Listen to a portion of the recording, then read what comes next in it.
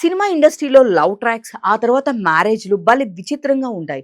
కొంతమంది పెళ్లిళ్లు చేసుకొని కొత్త లైఫ్‌కి వెల్కమ్ చెప్తుంటే, మరికొంతమంది మాత్రం విడాకులు తీసుకొని షాక్ ఇస్తున్నారు. కానీ ఇప్పుడు హీరో లేదా హీరోయిన్‌కి సంబంధించి లవ్ ట్రాక్ గురించి వార్తలు మాత్రం వినిపిస్తూనే ఉంటాయి.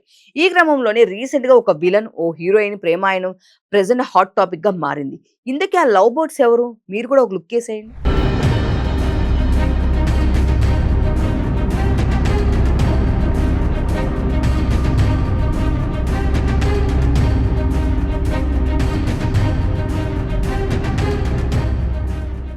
ఇండస్ట్రీలో నటీనటులు, ప్రేమలు, పెళ్ళికి సంబంధించి ఏదో ఒక న్యూస్ ఎప్పుడూ ట్రెండ్ అవుతూనే ఉంటుంది. ఇక ఇప్పుడు మనం మాట్లాడుకోబోయే లవ్ బర్డ్స్ విషయానికొస్తే ఆయన ఫేమస్ విలన్. హీరోగా ఎంట్రీ ఇచ్చినప్పటికీ విలన్‌గా మారి క్రేజ్ తెచ్చుకున్నారు.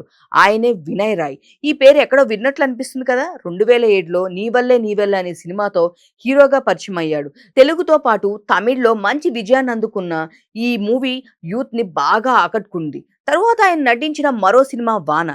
ఈ సినిమా కూడా మంచి టాక్ సంపాదించుకుంది. తమిళ్‌లో వరుసగా సినిమాలు చేసిన వినయ్ రాయ్ 'వరుణ్ డాక్టర్' అనే సినిమాలో విలన్ గా నటించి మెప్పించారు.